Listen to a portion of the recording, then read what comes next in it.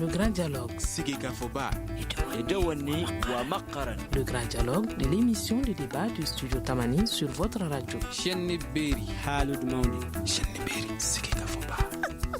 grand dialogue.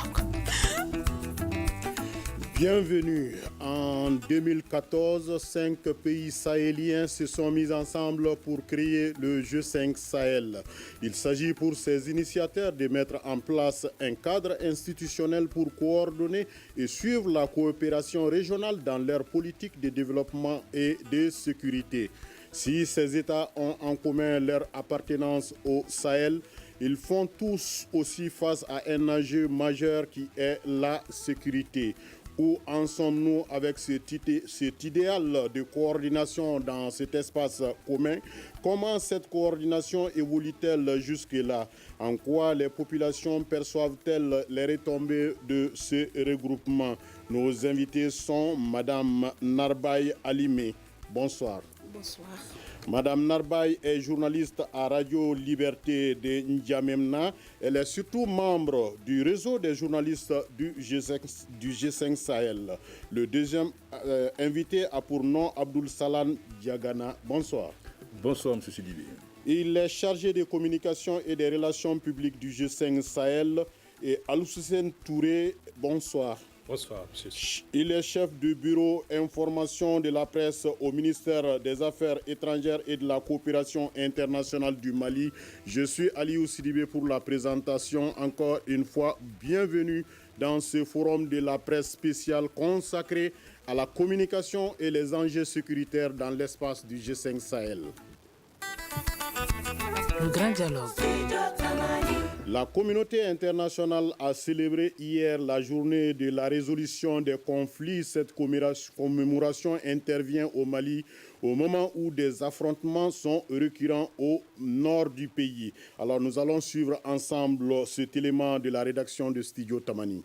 La journée de la résolution des conflits est célébrée cette année au Mali dans un contexte qui ne laisse pas place à moindre doute sur la pertinence d'une telle initiative de la part de la communauté internationale. La gestion des conflits demeure donc d'actualité dans le pays, puisque pas plus tard que ce mardi, des violents combats ont éclaté entre la force conjointe du G5 Sahel et des djihadistes au nord, précisément dans le Gourma. Composée essentiellement de soldats maliens, la force est appuyée par les combattants du groupe d'autodéfense Gacha dans cette opération. Selon certaines sources, les combats ont eu lieu dans la forêt de Zungoué, qui n'est autre que le fief d'Abdul Hakim, le numéro 2 de l'organisation de l'État islamique. Aux forces du G5 Sahel, les djihadistes opposent une résistance farouche. Hier, à la mi-journée, les hélicoptères de la force sont intervenus, effectuant des frappes pour essayer d'affaiblir la résistance des djihadistes. Les premiers bilans ont fait état d'un soldat blessé du côté de la force conjointe et 2 autres blessés dans les rangs du Gacha selon une source sécuritaire. Cette journée intervient alors que le ministre français des Affaires étrangères Jean-Yves Le Drian s'est rendu hier à Abidjan où il a visité le site devant abriter la future Académie internationale de lutte contre le terrorisme, fruit de la coopération franco-ivoirienne. Pour certains observateurs, il est actuellement difficile d'évaluer l'impact de ces écoles de guerre. Néanmoins, ces collèges peuvent contribuer à mieux renforcer les capacités des forces africaines pour faire face aux extrémistes violents et éventuels terroristes, poursuivent-ils. Abdoul Salam Diagana, selon vous, comment se porte le G5 Sahel 4 ans après sa création?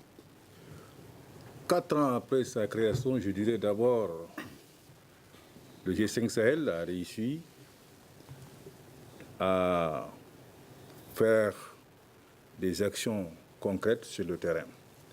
Aujourd'hui, certes, notre consoeur vient de parler de ces escarmouches, de ces attaques qui continuent soit au Mali, soit au Burkina ou peut-être ailleurs. Mais aujourd'hui, aucune portion d'un terrain d'un pays du G5 Sahel n'est occupée par les terroristes. Donc c'est en fait indéniable. Et cela peut se mettre au crédit du G5 Sahel, qu'il faut souligner souvent, qu'on oublie de dire que nous venons de très loin. Qu'en 2012, toute une région du nord du Mali, ou pour ne pas dire tout le nord du Mali, était occupée. Après l'intervention de l'opération Serval, suivie de Barkhane, rejoint après par la force conjointe, qui est un élément important parce que la création de la force conjointe, il faut le rappeler, a été décidée en novembre 2015 lors du sommet de N'Djamena et la résolution a été prise ici à Bamako en février lors du sommet de 2017 des chefs d'État du G5 Sahel. Donc l'action se poursuit. Aujourd'hui, aucun centimètre d'un pays du G5 Sahel n'est occupé par les terroristes, pour ne pas dire les djihadistes, parce que ce terme-là, moi, je ne l'aime pas. Le djihadisme, c'est un autre concept. Et ceux qui s'attaquent à nos forces armées, ceux qui s'attaquent à nos populations civiles, ceux qui ne sont pas des djihadistes, c'est des terroristes, il faut le dire clairement. 4 ans après, M. Sidibé, le G5 Sahel a trouvé son sien et est en train de faire son chemin. Mais d'après votre propre constat, quels sont les défis majeurs liés à la bonne marche de l'organisation en ce moment? Comme vous l'avez dit, le G5 Sahel a 4 ans. 4 ans quand même, on ne peut pas faire un bilan. D'abord, il y a eu le temps de se positionner sur des sujets internationaux. Et ça a été un atout, ça a été un acte que nous avons réussi à placer. Le G5 Sahel, en 4 ans, a réussi à créer une force conjointe qui, aujourd'hui, se déploie sur le terrain, qui a 3 fuseaux principaux à l'ouest entre le Mali et la Mauritanie, au centre entre le Burkina, le Mali et le Niger, et à l'est entre le Niger et le Tchad. Donc c'est déjà des actions concrètes qui sont là, qui sont ateliers pour, en tout cas, sécuriser nos populations, pour sécuriser nos territoires, pour rendre la quiétude dans cette bande qui jadis était un havre de paix, un monde d'interactualité, d'interéchange, un brassage culturel qui fut le Sahel, un foyer rayonnant qui, malheureusement, aujourd'hui, par ses actes criminels, est en train de perdre tout cet élan, toute cette envergure. Maintenant, cette action du G5 Sahel est là. Je dis, vous dites, on va peut-être en parler dans le débat. Le G5 Sahel, ce n'est pas seulement les armes, les G5 Sahel, ce n'est pas seulement, on va en parler. Mais 4 ans après, je crois que le bilan est satisfaisant. Il est satisfaisant d'abord, comme vous l'avez dit dans votre papier introductif, il y a cette action de coordination, de mutualisation des efforts, c'est déjà important. Le fait que ces pays se mettent ensemble, créent une force conjointe et qui ont créé aussi d'autres actions qu'on va en parler. Hier, le lundi 15 octobre, à Nouakchott, les officiers supérieurs des pays membres du G5 Sahel ont commencé des cours ensemble pour se familiariser, pour avoir le même mode opérationnel. Je crois que c'est aussi une action importante.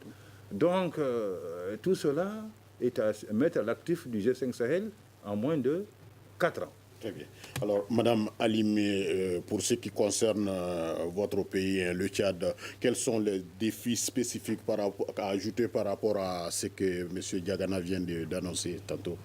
Bon, que ce soit le Tchad, le Mali, la Mauritanie, comme il vient de le dire, c'est le souci de se mettre ensemble et essayer de voir comment nous pouvons brouter ces mal en dehors de nos frontières pour qu'il y ait paix définitive. C'est vrai, il peut y avoir des mécontents, mais la force mixte, elle est là. À côté de ces forces, il y a aussi des avancées parce qu'au niveau interne de chaque pays, il y a des structures qui ont été créées, qui ont été mises en place. Et eux aussi, au niveau interne, chaque État essaie de faire des progrès, essayer de voir comment faire pour qu'il y ait une synergie d'action, pas seulement du côté des FDS, mais d'autres domaines aussi qu'on va en parler, comme vous l'avez dit, pour que les choses aillent de mieux. Donc, c'est à saluer. 4 ans dans la vie, même si c'est dans la vie d'un enfant, c'est rien, mais il y a quand même des avancées. Et si, par exemple, aujourd'hui, dans le lac, avant, ce n'était pas facile, mais maintenant, dans certains endroits, les gens ont repris confiance en eux. Il y a des gens qui ont décidé de collaborer aussi avec l'État, d'aider à enquêter. C'est déjà des avancées qu'on peut vraiment inscrire à l'actif du G5 Sahel. Très bien. Aloussène Touré, quelque chose à ajouter par rapport à ces défis? À ces défis, moi je dis d'abord le principal défi pour cette organisation, pour même les États, c'est d'abord le défi des moyens. Il faut trouver les financements, il faut trouver les moyens de mettre en place la logistique pour pouvoir mettre sur le terrain ces armées. Et le deuxième défi aussi, c'est surtout l'intégration de ces armées-là pour qu'elles fassent une seule force qui puissent travailler ensemble, parce que ce n'est pas évident. Des gens qui ont eu des formations différentes, qui ont une culture différente, les mettre ensemble, c'est déjà en soi un défi. Et peut-être le dernier défi, à mon avis, qui est très important aussi, c'est l'intégration, c'est la relation armée-population. Comment amener la population à aider ces armées-là? Parce que le problème du terrorisme, c'est vrai, il y a la force, mais il n'y a pas que la force. Il faut, d'une part, réussir à stabiliser les jeunes par des projets qui puissent les aider à travailler et à ne pas céder au premier venu qui va leur demander de venir prendre les armes. Ensuite, l'autre aspect, comme quand je parlais de la population, c'est pour amener la population à dénoncer les fauteurs de troubles, les éventuels terroristes qui sont cachés, parce que les terroristes, la force du terroriste, c'est qu'ils se cachent parmi la population. On ne sait pas qui est qui. Il y a des gens en qui tu penses avoir confiance, mais qui ne sont pas tels que tu les crois. Donc, l'apport de la population, ce serait, à mon avis, d'aider l'armée dans le domaine du renseignement, l'aider à identifier les éventuels ennemis pour qu'elle puisse mettre la logistique en place pour pouvoir les combattre. Mais à votre connaissance, quelles sont les stratégies mises en place pour mieux impliquer les populations? Parce que vous avez tantôt signalé cette implication de la population dans cet espace. Ah bon, en termes de stratégie, c'est peut-être mon confrère Diagana qui pourrait... Oui, dans le cas spécifique du Mali, j'ai dit à votre connaissance. Du Mali, voilà, il y a ce qu'on appelle les actions civilo-militaires. On a vu sur le terrain les militaires qui vont au-devant des populations, qui vont d'abord leur offrir des services comme la santé et d'autres genres de services. Et même, il y a des gens qui ont besoin d'appui alimentaire et autres. Et en conséquence, qui sensibilisent les populations afin qu'elles puissent servir de relais, non seulement pour sensibiliser les autres à ne pas céder aux sirènes des terroristes, mais ensuite remonter l'information. Et je crois qu'il y a même aujourd'hui, je ne sais pas si c'est effectif, mais le projet était de mettre en place des numéros verts qui ne coûtent pas aux gens qui appellent, pour qu'ils puissent donner des informations en temps réel à l'armée pour qu'elle puisse agir vite, pouvoir déstabiliser ces gens-là qui, on sait, c'est des gens qui ne sont jamais fixes, qui sont toujours en mouvement. Et donc, pour que l'on puisse rapidement les cerner et les supprimer, puisque c'est cela aussi l'objectif recherché. Okay. Alors, Abdoul Salam Diagana, au-delà de l'aspect sécuritaire, qu'est-ce qu'on peut retenir globalement quand même du G5 Sahel dans son espace? Sidibé, vous savez, généralement, quand on évoque le G5 Sahel, les gens pensent aux armes. Oui. On pense aux militaires, on pense aux attaques, à l'extrémisme violent, à la radicalisation. Mais le G5 Sahel, quand vous regardez, quand on dit le G5 Sahel, c'est le binôme sécurité et développement. On s'est rendu compte que peut-être dans plusieurs zones transfrontalières de nos pays, que ce soit surtout des zones reculées, sont devenues à un moment donné des zones de non-droit. Que n'importe qui vient avec un petit billet ou avec une moto Jakarta, il peut détourner les jeunes, il peut détourner les populations par des actions de terrorisme. Et le G5 Sahel a compris que ce n'est pas par les armes seulement qu'on peut mettre fin à cette situation. Et c'est pour ça qu'il a un volet de développement important. Ce volet, parce que le G5 Sahel, il faut le dire, c'est à peu près 4 piliers. C'est la sécurité et la défense, c'est les questions d'infrastructure, ce sont les questions de résilience et de développement humain, ce sont aussi des questions de gouvernance. Ce sont ces actions qui constituent le soubassement du G5 Sahel. Vous vous rendez compte aujourd'hui que dans certaines zones de nos pays, les jeunes ne peuvent pas suivre la télévision, ne peuvent pas suivre le match de football. Quand le Mali joue contre le Burundi, ils ne peuvent pas le suivre. Que les gens n'ont pas des éléments basiques de la santé, il n'y a pas de maternité, il n'y a pas d'école, il n'y a pas d'école primaire. Et c'est un défi qui est là. Et c'est des pistes qui sont là, c'est des créneaux qui sont ouverts à ceux qui viennent pour occuper ces zones qui sont abandonnées, qui sont délaissées.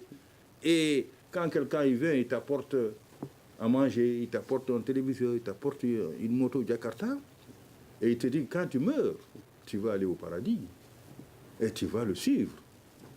Parce que tu n'as rien vu qui peut te détourner de cette voie.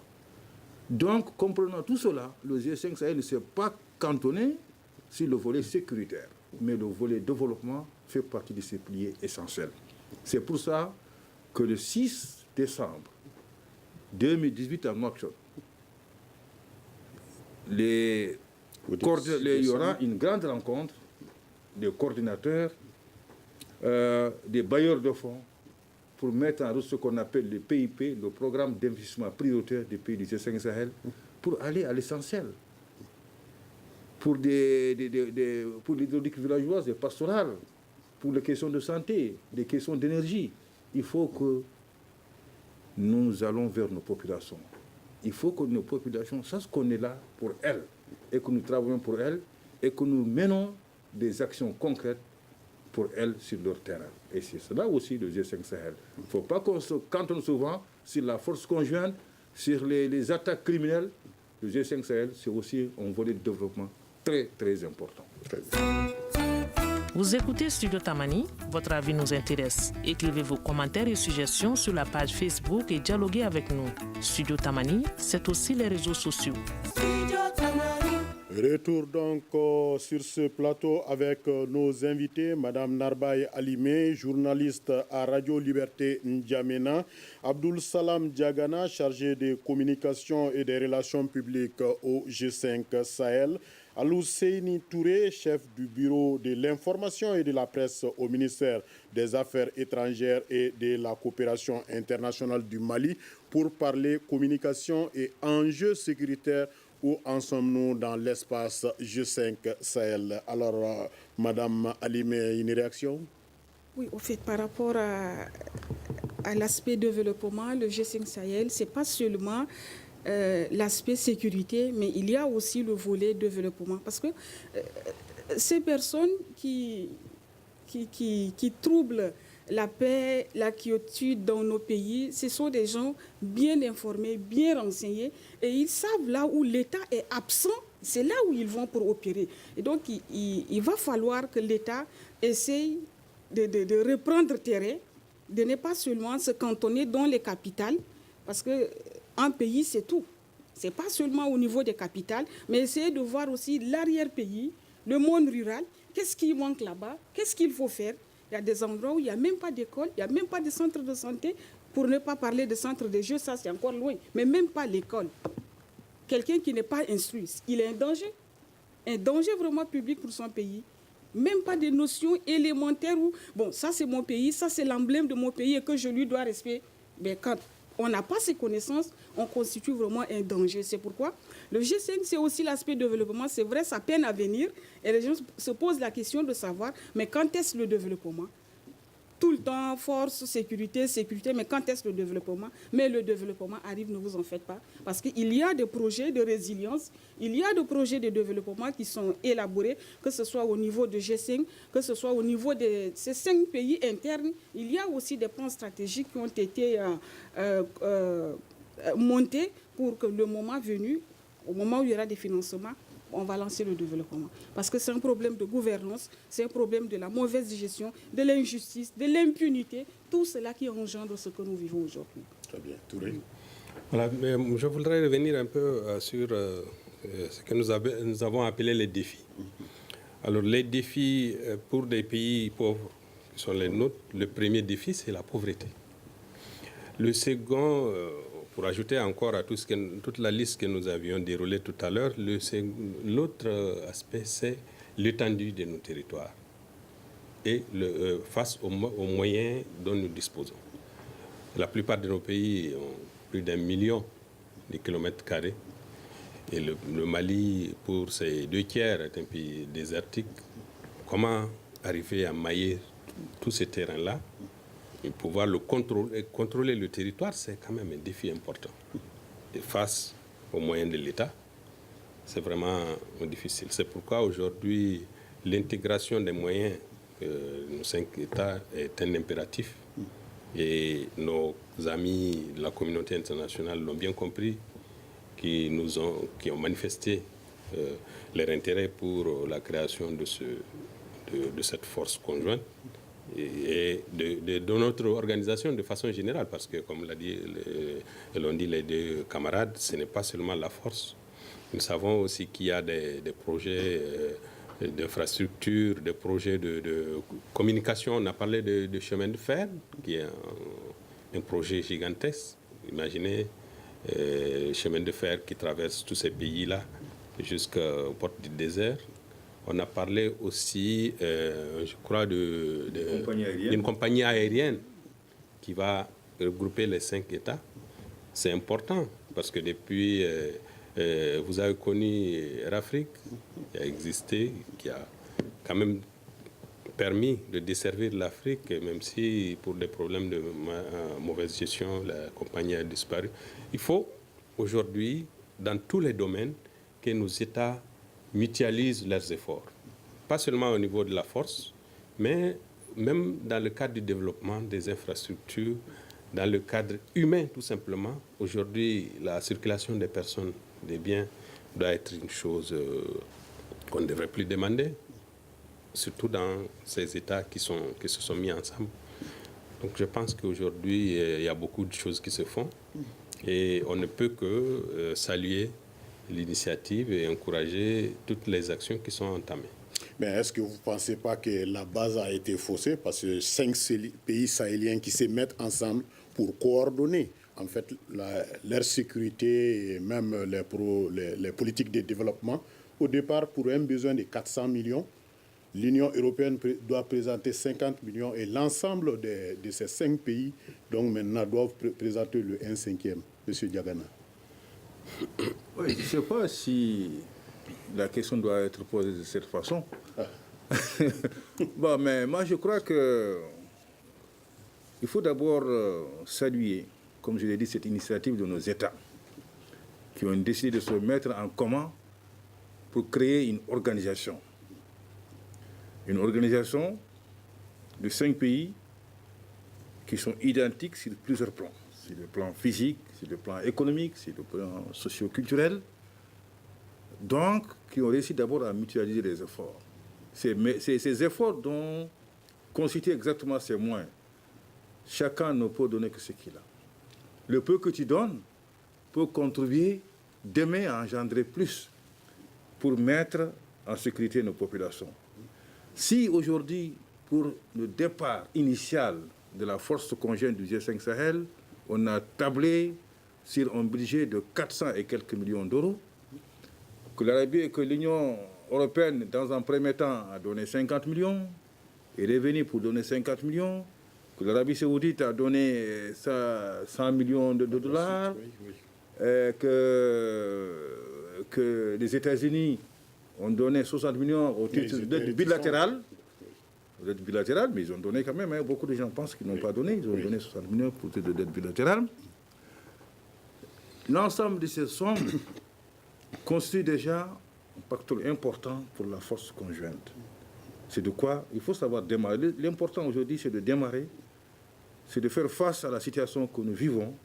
Et c'est déjà, moi, ce qui est important pour moi, c'est que nos États ont réussi ensemble à créer cette force déjà. C'est ça. Le reste, ça va venir. L'argent, là, ça va venir un jour. Les moyens vont venir.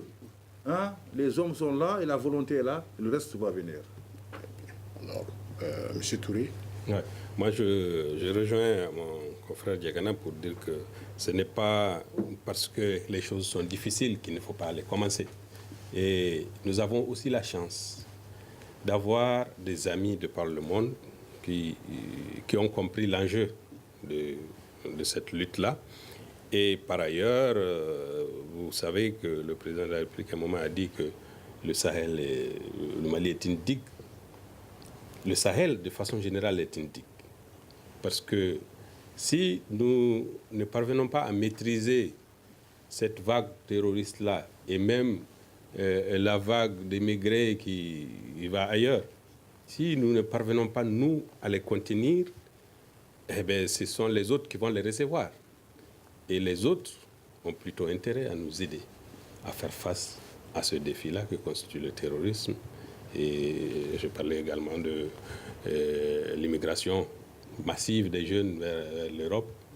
C'est également un fait et c'est également un défi auquel nos États sont confrontés. Pas nous, à notre niveau, parce que mais nos enfants qui vont ailleurs, c'est pour essayer de trouver quelque chose pour appuyer la famille, le pays.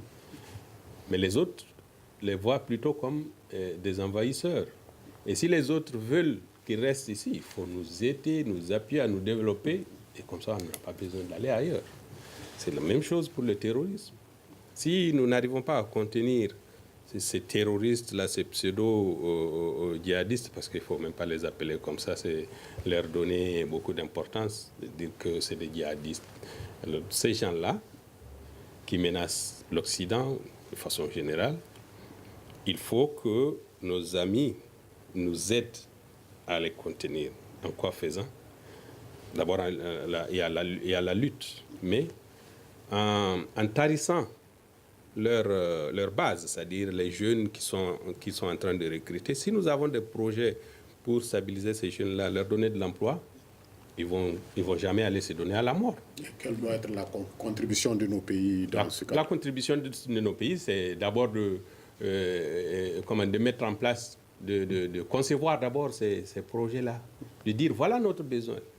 Parce que pour que les autres vous aident, il faut d'abord que vous-même vous sachiez de quoi vous avez besoin. Donc, concevoir des projets intégrateurs au niveau de tous les pays et appeler les uns et les autres à nous aider, parce que nous aussi, nous allons mettre quelque chose dans la cagnotte. Il n'y a pas de projet du G5 où il n'y a pas une participation de tous les pays. Donc, c'est déjà quelque chose. Voilà. Alors, oui, allez-y, rapide. Ces pays qui soutiennent le G5 essayent de prévoir aussi leur sécurité. Parce qu'ils savent que si les jeunes sont oisifs ici, ils vont repartir là-bas.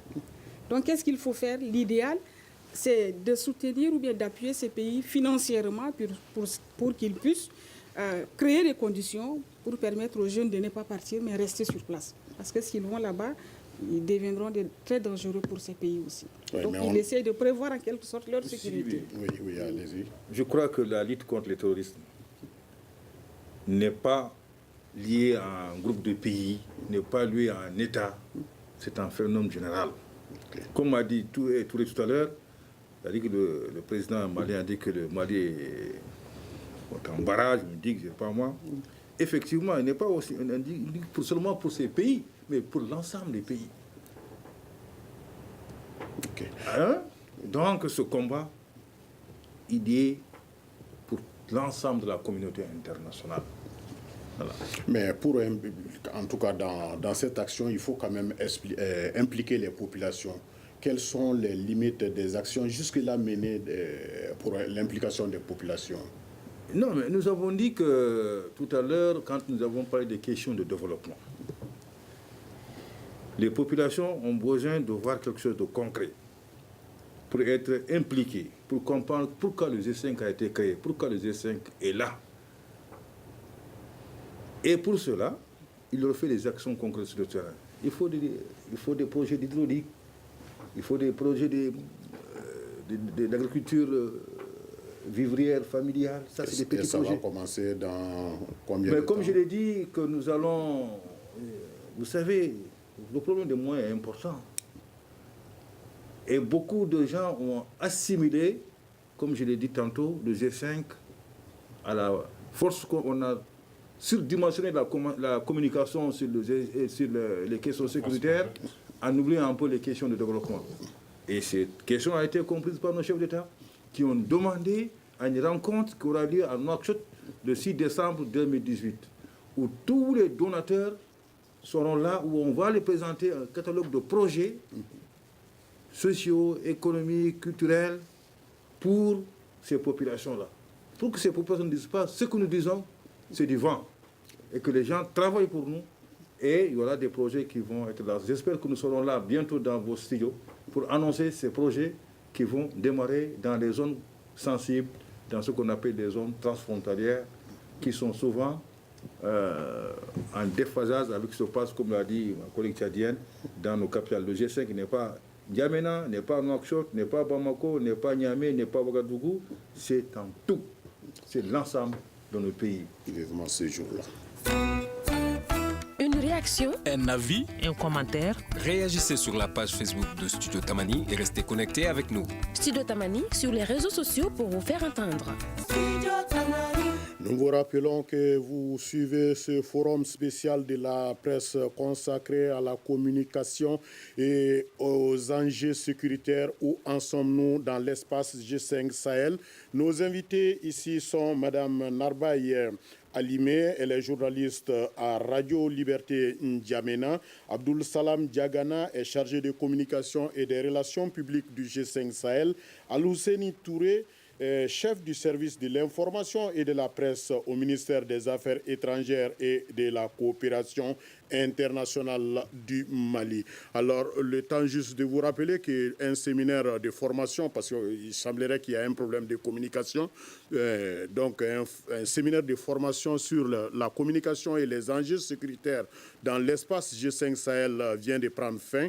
La session qui a duré 5 jours a initié à l'endroit de 25 stagiaires quand même des actions à mener. Donc à propos, nous allons écouter un des formateurs, Ali Tungara. D'aider les différents acteurs chargés de communication dans les différents départements ministériels, notamment la sécurité intérieure, la défense, afin de pouvoir véhiculer des messages adéquats, d'utiliser les canaux appropriés en termes de diffusion des messages, en lien surtout avec l'aspect sécuritaire. L'intelligence communicationnelle est quelque chose d'extrêmement important à maîtriser. On observe que les acteurs qui sont censés véhiculer des messages en temps de conflit ne sont pas très souvent outillés par des outils appropriés du point de vue des techniques communicationnelles. C'est donc il est important que ces différents acteurs soient outillés de ces techniques de communication, que ces différents acteurs servent de relais dans leur quotidien entre nos États du G5 Sahel et les populations de ces États aussi. Madame Alimé, alors à votre avis, où se situe le blocage? Bon, comme le reportage que nous venons de suivre, la communication, elle est très importante. Et les participants, le choix même des participants à ce séminaire dit tout et montre le problème du doigt. C'est dire qu'entre les FDS, Forces de défense et sécurité, les magistrats et les journalistes, quelquefois, les choses ne marchent pas bien. Pour les FDS, on nous dit clairement que c'est une question de sécurité, c'est classé top secret, alors que les auditeurs, les téléspectateurs, les lecteurs, que sais-je encore, veulent l'information, veulent savoir est-ce que ces gens-là, ils sont à quel niveau? Est-ce qu'ils opèrent où? Qu'est-ce qu'ils font? Comment est-ce qu'ils opèrent? Mais quand on va vers eux, on nous dit non, c'est top secret, il faut attendre, ça pose déjà un problème. Alors que le souci d'un journaliste, c'est d'informer, c'est de communiquer, avoir de l'information en temps réel pour ses auditeurs. Quand on se tourne de l'autre côté vers les magistrats, Quelquefois aussi, on nous dit non, tant que l'affaire est pendante, il ne faut pas en parler. Il y a des limites qui freinent notre action au quotidien. Alors, ce séminaire a été l'occasion pour nous de nous frotter avec ces différents corps et qu'après ce séminaire, si je vais vers un FDS, il n'y aura pas de blocus. Bon, c'est vrai, il y a des réponses où je ne vais pas avoir. Par exemple, leur stratégie de guerre, là, ils ne vont pas me le dire. Parce que s'ils parlent de leur stratégie de guerre, moi, en relayant, ça permettra à l'ennemi de se positionner. Là, ils ne vont pas me le dire. Et là, moi aussi, je ne vais pas insister. Mais de simples informations, comment faire, quels sont les numéros verts, comment aider la population à rester confiante, à avoir confiance en ces FDS et autres. Ça, c'est des informations qu'on peut mettre à notre disposition. Et nous, acteurs de médias, comment nous pouvons faire ce travail? Quelquefois, nous manquons aussi un petit peu. Sinon, comment définir ces différentes terminologies nous pose problème. Djihadistes, extrémistes, radicalisation. C'est un mélange de tout. Un extrémiste, on ne va pas hésiter, on peut le qualifier d'un radicalisé, d'un terroriste, alors qu'il y a quand même une nuance parmi ces différents concepts. Alors, qui désignait terroriste, qui l'appelait extrémiste? Ce séminaire nous a permis de voir tout cela au clair et comment communiquer en temps réel et comment les chargés de communication aussi feront de leur mieux, voilà, pour nous informer, pour que nous aussi, à notre niveau, on puisse relayer l'information.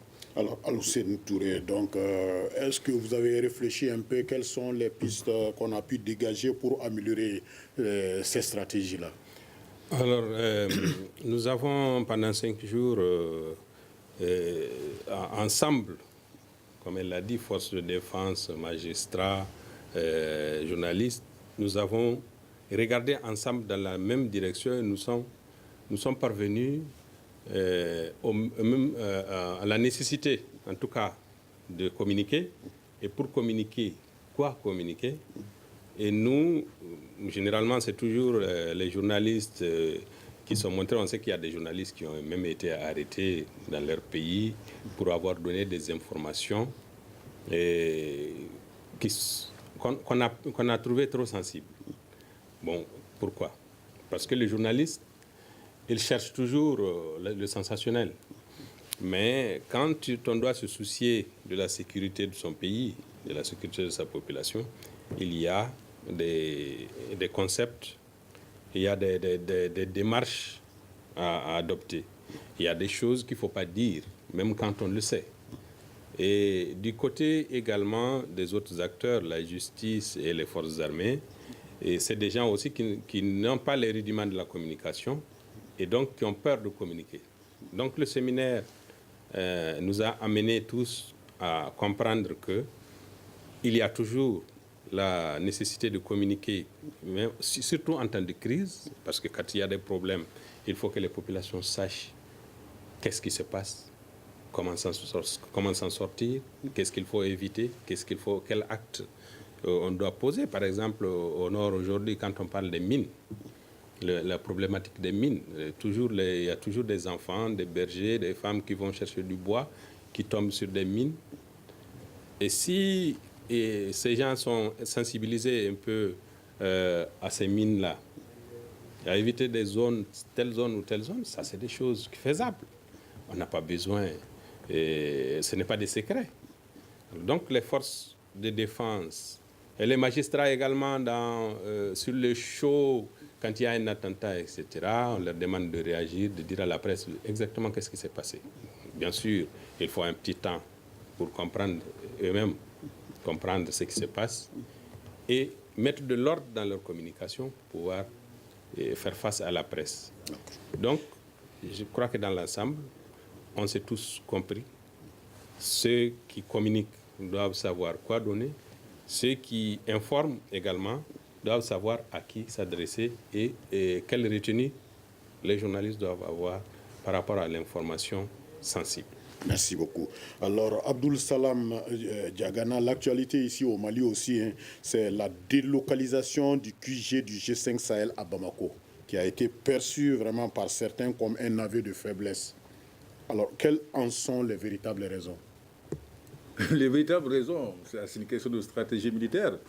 Et il ne m'appartient pas de dire que la force conjointe a fait un avis de faiblesse. Non. Vous avez dit le QG. Un QG peut être mis un peu partout. Hein.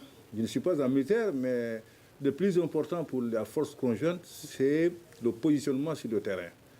Comme je l'ai dit, il y a des fuseaux qui sont là. Il y a des commandements qui sont sur le terrain. Mais un QG, c'est un ordre qu'on donne. Peut-être qu'ils ont pour des raisons, des questions de communication, peut-être que les moyens de communication sont plus performants au niveau de Bamako. C'est peut-être de communication, je veux parler dans tout le sens. Mais sur le plan opérationnel, le QG, on peut le placer à Studio Tamani, hein, et ça ne pose pas de problème. L'essentiel, c'est d'avoir des relais, d'avoir des moyens de toucher des commandants qui sont sur le terrain. Mais ce n'est pas un avis de faiblesse. Il faut pas que... Après notre problème entre nous, M. Sidibé, oui, c'est que nous épiloguons beaucoup sur nos trucs. C'est ça qui est le problème.